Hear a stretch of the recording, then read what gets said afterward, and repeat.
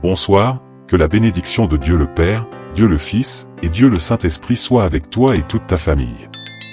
Que Jésus-Christ soit devant nous, derrière nous, à notre droite et à notre gauche, et que le sang de Jésus couvre notre vie et notre famille.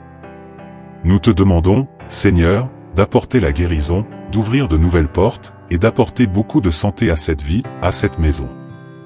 Nous prions pour que le Seigneur guide nos pas, nous dirige, qu'il enlève de notre chemin ce qui n'est pas de lui et qu'il nous apporte dans notre vie ce qui est ta volonté, ce qui est ton désir. Libère ta puissance sur nous, répands ta grâce, répands ta puissance dans nos vies. Nous te demandons, Père, au nom de Jésus-Christ, apporte ta bénédiction dans notre vie et dans notre famille. Nous prions, Père, pour un déblocage surnaturel du Seigneur dans nos vies, au nom de Jésus-Christ. Que Dieu bénisse ta vie. Dis avec moi, que la gloire de Dieu remplisse ma vie. Dis, Esprit Saint, tu es le bienvenu dans ma maison, tu es le bienvenu dans ma vie. Dis-lui, prends ma main et conduis-moi dans cette vie, au nom de Jésus-Christ. Nous t'aimons, Saint-Esprit. Que Dieu bénisse ta vie, que Dieu bénisse ta maison. Dieu m'a donné une parole qui se trouve dans Marc, chapitre 4, versets 35 et suivants. Prête attention, toi qui viens de rejoindre cette prière, laisse un pouce bleu pour que cette prière atteigne plus de personnes. Si tu n'es pas encore abonné à la chaîne, abonne-toi et partage avec cette personne, et que par cette chemin toute méchanceté s'enfuit, s'éloigne de ta vie, au nom de Jésus. Amen. Fais bien attention à cette parole, car elle apporte une information extrêmement importante pour nos vies.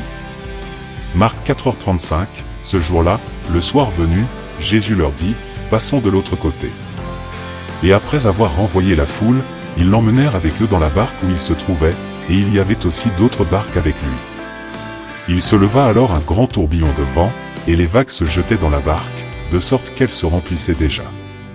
Lui, cependant, dormait à la poupe sur un coussin. Ils le réveillèrent et lui dirent, « Maître, ne te soucies-tu pas que nous périssions ?» Je trouve cette parole intéressante, « Ne te soucies-tu pas que nous périssions ?» On dirait qu'ils ne connaissaient pas Jésus. Ne te soucies-tu pas de tout ce qui se passe ici, alors que tu dors, et nous essayons de survivre?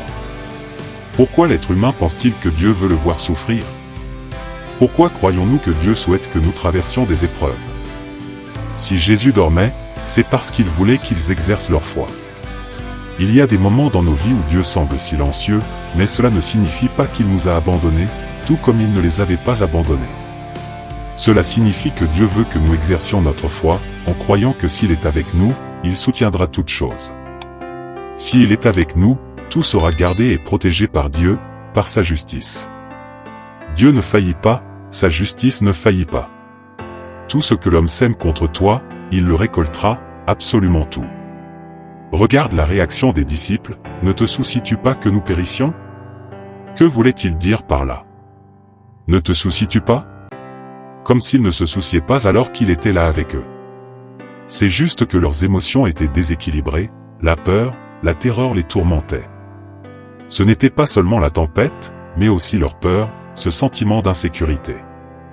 Laisse-moi te dire une chose, il n'y a rien ni personne dans ce monde qui se souciera autant de toi que Jésus-Christ. La Bible dit que même si ton père et ta mère t'abandonnent, moi, le Seigneur ton Dieu, je ne t'abandonnerai jamais. Tu sais quelle est la certitude que j'ai pour l'avenir? C'est que Dieu n'abandonne jamais ceux qu'il aime. Dieu se soucie de chaque chose que tu vis, mais c'est le moment pour toi d'exercer ta foi en priant, en cherchant, en combattant, en te battant spirituellement. Qui t'a dit que ce serait facile? Qui t'a dit que tu n'aurais pas de défi? Qui t'a dit que tu n'aurais pas de combat spirituel? Maintenant, je veux que tu fasses attention à cette seconde partie que je vais lire ici, car jusqu'à présent, notre vision était que cela était naturel, une tempête, un vent, un mauvais temps. Mais tout change à partir du moment où Jésus se réveille, car Jésus discerne une chose puissante. Écoute bien, il se réveilla, réprimanda le vent et dit à la mer, « Tais-toi, calme-toi. » Et le vent cessa, et il se fit un grand calme. Je veux que tu comprennes une chose, quand Jésus s'est réveillé, il a discerné que cela n'était pas naturel. Ce vent n'était pas normal. Jésus et ses disciples se dirigeaient vers un territoire appelé Gadara. Lorsque tu t'apprêtes à conquérir quelque chose d'important pour ton destin, l'enfer, les forces spirituelles du mal se dresseront contre toi pour t'empêcher d'atteindre ton but. Voici la preuve qu'il existe des choses qui se lèvent contre nous, et qui sont spirituelles. Laisse-moi te dire une chose, il y a du pouvoir dans le nom de Jésus-Christ, et tu dois exercer ta foi en utilisant le pouvoir de ce nom. Pourquoi Jésus a-t-il réprimandé le vent? Il aurait simplement pu dire au vent et à la mer de se calmer, mais non, Jésus, en se réveillant, a discerné que c'était une bataille spirituelle. Voici le problème des gens aujourd'hui, ils ne discernent pas que certaines choses dans leur vie sont spirituelles. Ce ne sont pas des événements normaux, ce ne sont pas des phénomènes naturels, mais des attaques spirituelles. Il y a des disputes qui éclatent à la maison, au travail, dans l'église, qui sont des attaques spirituelles. Certaines personnes pensent que le diable ne s'immisce pas dans l'église, mais sache que l'ennemi essaie de semer la discorde entre les gens dans l'église. Nous croyons souvent que le problème est dans l'église, mais en fait, l'ennemi utilise des personnes pour susciter des tempêtes contre ta vie, pour perturber tes affaires, pour voler ta joie. Nous pensons que la guerre est simplement contre nous, que c'est de la jalousie pure, mais cette jalousie a été éveillée par quelqu'un. Et qui réveille le pire côté des hommes.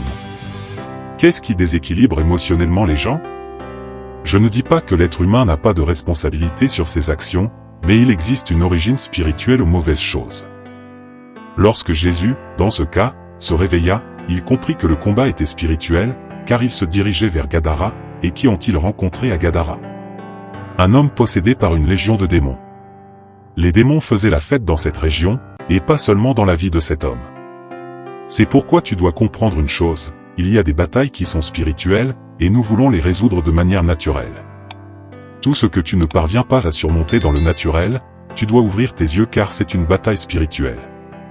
Nous devons comprendre qu'il y a des guerres qui se déroulent dans nos pensées et qui sont spirituelles. Ce ne sont pas juste des pensées aléatoires, c'est une guerre spirituelle. L'autre jour, j'ai vu un commentaire d'une femme qui m'a touché. Elle a écrit « J'ai tellement de batailles dans mes pensées, s'il vous plaît, aidez-moi ». Beaucoup de gens souffrent comme elle, attaqués spirituellement sans savoir que cette bataille a une origine spirituelle. Chaque fois que tu ne parviens pas à vaincre quelque chose dans le naturel, sache qu'il y a un combat spirituel derrière. Chaque fois que tu es sur le point de conquérir quelque chose, de faire un tournant dans ta vie, que des bénédictions sont sur ton chemin, que de bonnes choses se passent dans ta vie, l'ennemi se lèvera avec fureur pour essayer de t'empêcher d'avancer. Il y a des batailles qui sont spirituelles, alors ne rationalise pas tout, n'ignore pas le spirituel.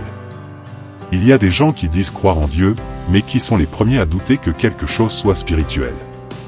Ils pensent que tout est de la faute de l'homme, que tout est une question humaine. Il y a des choses que Dieu nous montre, qui sont spirituelles. C'est pour cela que tu es souvent de bénédiction, de prospérité, de joie, de paix. Je déclare que les portes s'ouvrent devant toi, que les chaînes sont brisées, que tout obstacle est écarté. Que tout ce qui est contre toi soit renversé au nom de Jésus-Christ. Que la main puissante de Dieu repose sur ta vie, sur ta famille, sur ton travail, sur ta santé, sur tes projets. Je prophétise une période de guérison, de restauration, de nouveaux commencements. Que de nouvelles relations viennent dans ta vie, que de nouvelles opportunités surgissent, que des portes de faveur et de bénédiction s'ouvrent maintenant pour toi au nom de Jésus. Je déclare la fin des temps difficiles et l'arrivée de la grâce abondante de Dieu dans ta vie. Amen et Amen. Souviens-toi toujours que Dieu est fidèle, il ne te laissera pas et ne t'abandonnera pas. Garde ta foi en lui et exerce ton autorité en son nom. Que le Seigneur te bénisse abondamment et qu'il soit toujours avec toi, t'accompagnant chaque jour de ta vie.